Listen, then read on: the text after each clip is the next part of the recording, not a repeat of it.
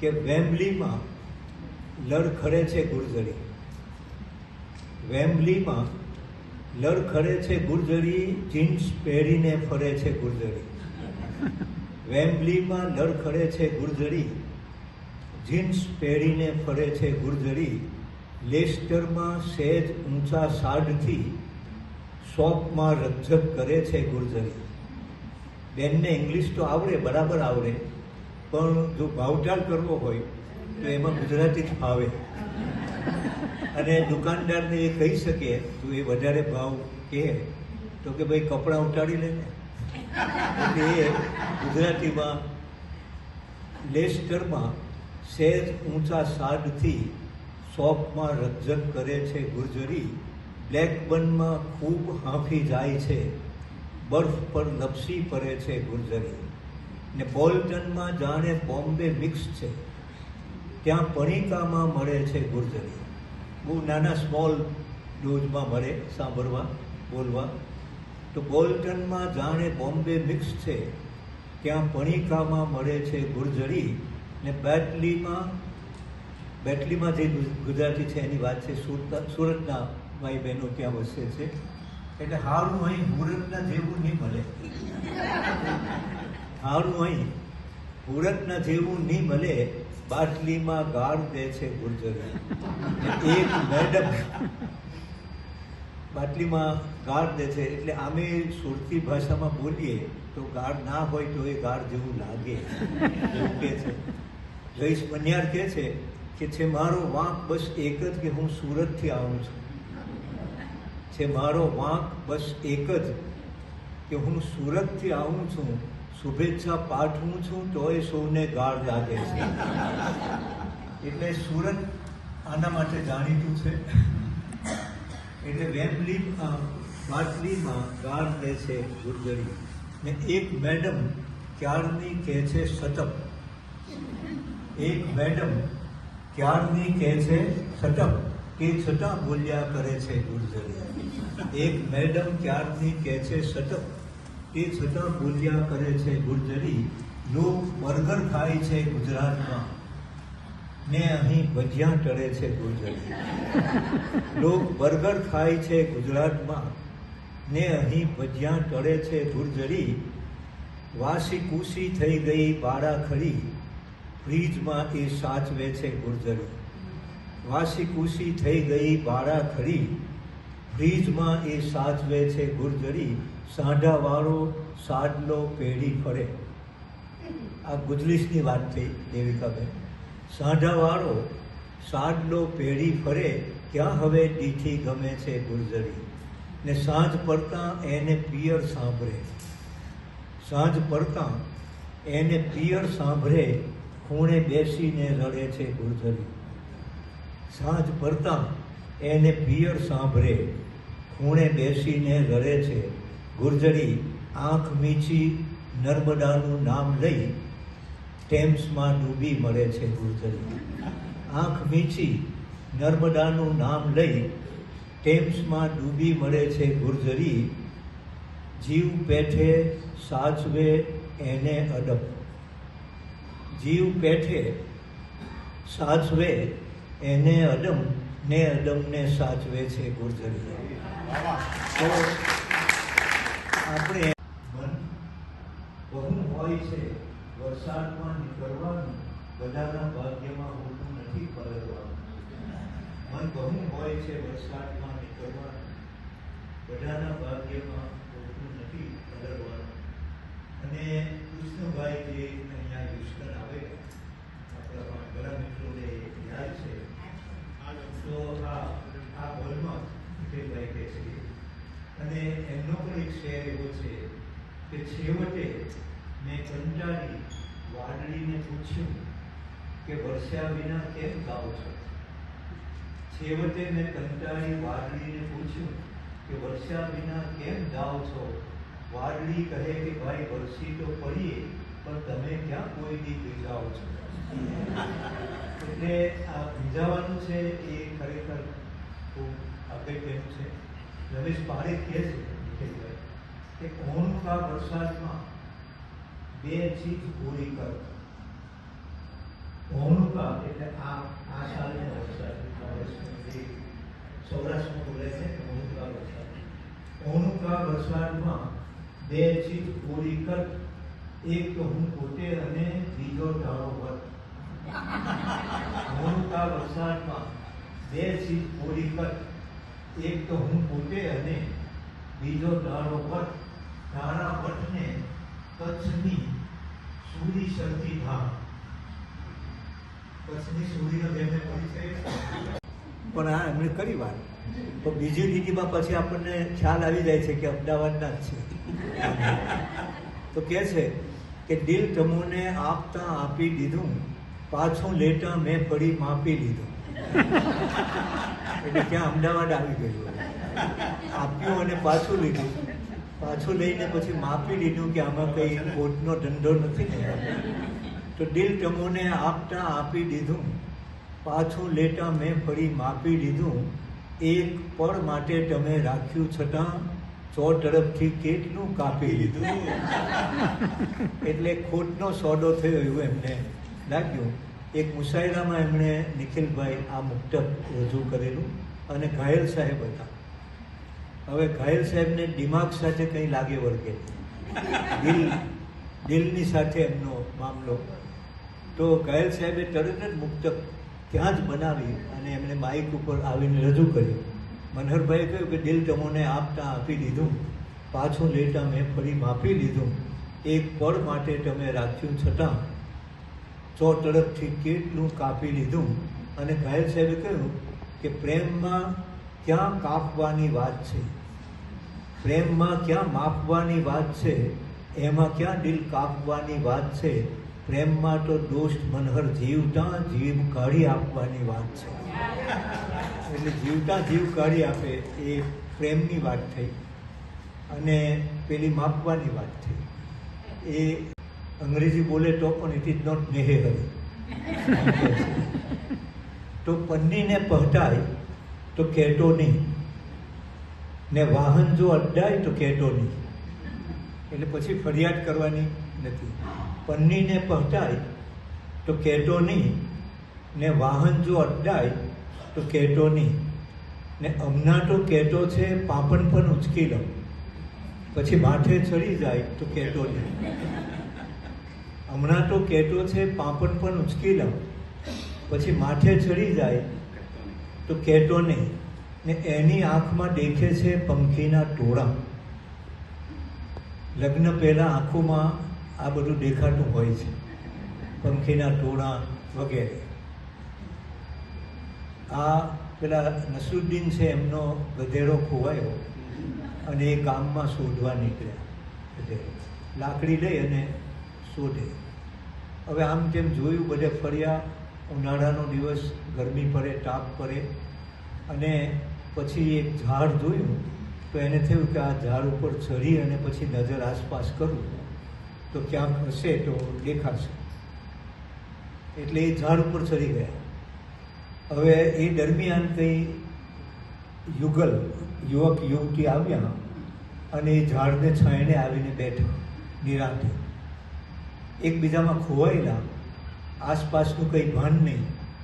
અને આ યુવક છે એ આ યુવતીની આંખોમાં જોઈ અને એને કહે કે તારી આંખમાં મને મેઘધનુષ દેખાય છે, તારી આંખમાં મને પતંગિયા દેખાય છે, તારી આંખમાં મને સંધ્યાના રંગો દેખાય છે. આ નસરુદ્દીન ઉપરથી કહે કે જોને ભાઈ મારો ગધેડો દેખાય છે. એટલે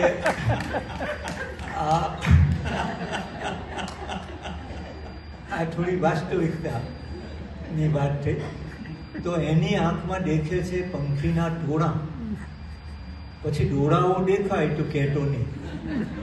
એટલે લગ્ન પછીની વાત છે કે એની આંખમાં દેખે છે પંખીના ટોળા, પછી ડોળાઓ દેખાય તો કહેતો નહીં.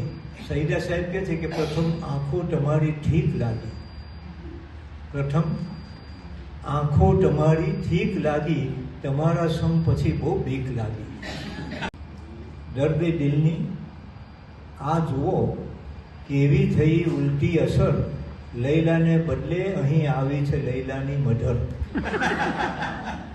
એટલે આમ દર્દે દિલ એવું હતું કે લૈલા ને ઈચ્છા હતી મેળવવાની, અને એના બદલે આવી છે લૈલાની મધર.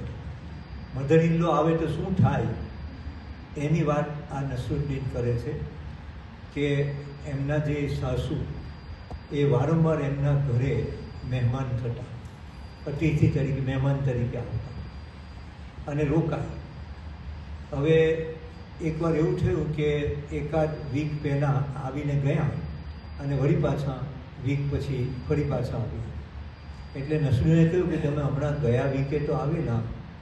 તો કે હા, પણ મારી દીકરી મને સપનામાં આવી, એટલે મને થયું કે હું જરા એની ખબર લઉં. તો નસરુને કહે તમારે સપનામાં આવી જવું હતું ને? રૂબરૂ આવ્યા તો એ મહેમાન તરીકે આવેલા, ત્યાં રોકાયા, અને નસરુદ્દીન સાંજે એમની ઓફિસમાંથી ઘેર આવ્યા ત્યારે એમના પત્નીએ કહ્યું કે આજે માજી છે ને બા એ સહેજમાં બચી ગઈ. તો નસરુદ્દીન કહે કે શું થયું? તો એમના ઘરમાં એક સોફા અને દિવાલ ઉપર એક ઘડિયાળ વોલ ક્લોક, એ જૂના મોડેલનું વજનદાર ભારી ઘડિયાળ. તો એમના પત્નીએ કહ્યું કે બા અહીંયા સોફા ઉપર બેઠેલા, એ પાણી પીવા માટે ઉઠ્યા અને એટલામાં જ આ ઘડિયાળ નીચે પડી, એટલે સહેજમાં બચી ગયા બા. તો એ ઘડિયાળ ત્યાં નીચે પડેલું નિખિલભાઈ. એટલે નસરુદ્દીન એ ઘડિયાળ પાસે ગયા અને પછી એને લાત મારીને કહ્યું કે હંમેશા લેટ પડે છે. તો આ જે નસરુદ્દીન છે એ પ્રેક્ટિકલ, દીપકભાઈ, એ પ્રેક્ટિકલ. અને કવિઓ છે એ સામાન્ય રીતે થોડા પ્રેક્ટિકલ ઓછા હોય, ના હોય.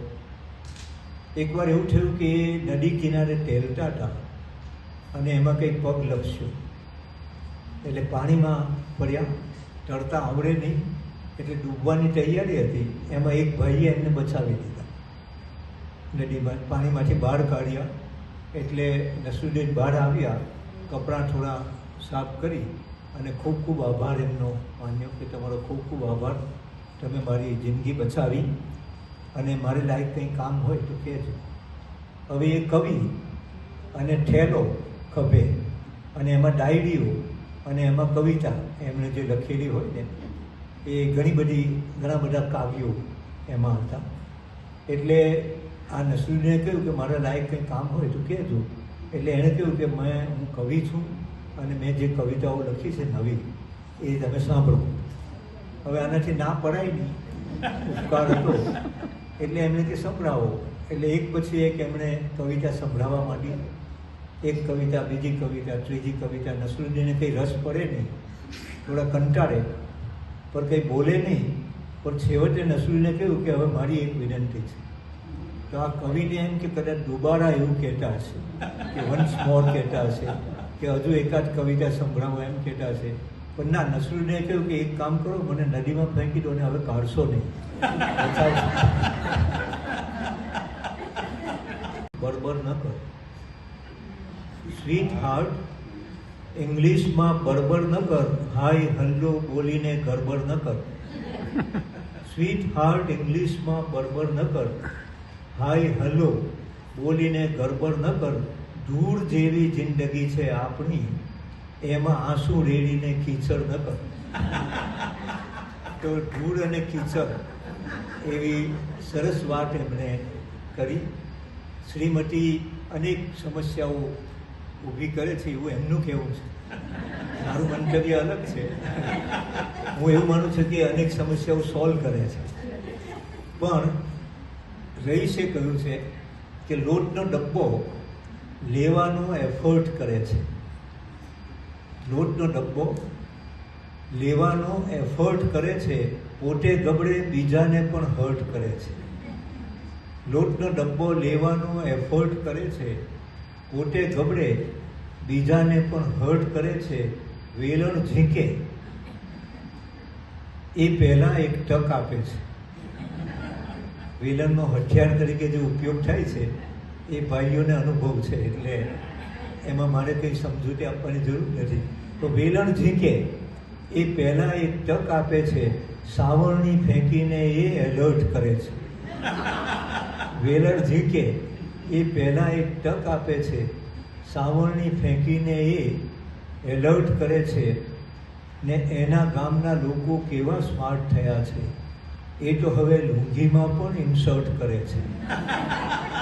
એટલે રઈસભાઈએ આજે વાત કરી, પણ પેલી જે ગઝલ છે, પરમથી અમથી હોપ લઈ બેસી રહો, અમથી અમથી હોપ લઈ બેસી રહો, મોંમાં લોલીપોપ લઈ બેસી રહો, અમથી અમથી હોપ લઈ બેસી રહો, મોંમાં લોલીપોપ લઈ બેસી રહો. શક્યતા ક્યાં છે સનમના સ્પર્શની, ખોરામાં લેપટોપ લઈ બેસી રહો. શક્યતા ક્યાં છે સનમના સ્પર્શની, ખોરામાં લેપટોપ લઈ બેસી રહો. ને અલ્પ વિરામો બધા પૂરા થયા, લ્યો હવે ફૂલ સ્ટોપ લઈ બેસી રહો. તમે પીરિયડ કહો છો અહીંયા અમેરિકામાં, પીરિયડ. અલ્પ વિરામો બધા પૂરા થયા, લ્યો હવે ફૂલ સ્ટોપ લઈ બેસી રહો. નાની અમસ્તી વાતમાં અપસેટ થઈ ગઈ, નાની અમસ્તી વાતમાં અપસેટ થઈ ગઈ, હમણાં સુધી જે ડીશ હતી તે ડેડ થઈ ગઈ. નાની અમસ્તી વાતમાં અપસેટ થઈ ગઈ, હમણાં સુધી જે ડીશ હતી તે ડેડ થઈ ગઈ. ને ડસ્ટબિન જેવો ચહેરો લઈને ફરું છું હું. અહીંયા તમે ગાર્બેજ બિન કહો છો, ગાર્બેજ છે તો ચહેરો એવો છે. ડસ્ટબિન જેવો ચહેરો લઈને ફરું છું હું, મારી પ્રપોઝલ એ રીતે રિજેક્ટ થઈ ગઈ. ડસ્ટબિન જેવો ચહેરો લઈને ફરું છું હું, મારી પ્રપોઝલ એ રીતે રિજેક્ટ થઈ ગઈ.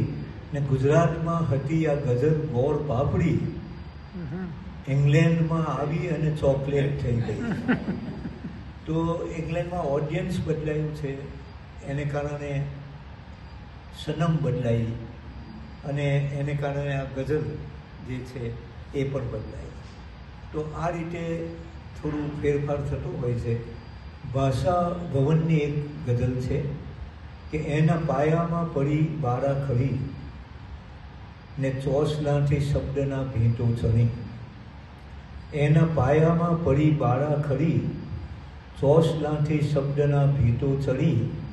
એક તત્સમ બાણનું પ્રવેશનું, 7 ક્રિયાપદની બારી ઉઘડી. ભોંય તળિયે પાથર્યા વિરામ ચિહ્ન, ને અનુસ્વારોના નરિયા છાપરે. ગોખમાં આઠે વિભક્તિ ગોઠવી, ભાવવાચક નામ મૂક્યું ઉંબરે. થઈ ધજા ફરક્યું તા સર્વ નામ તું, ટોરલે નામોના દીવા ઝરહર્યા. જ્યાં અનુભૂતિનો સુસ્વાતો થયો, ત્યાં તા પત્તાનો મહેલ ઉડી ગયો.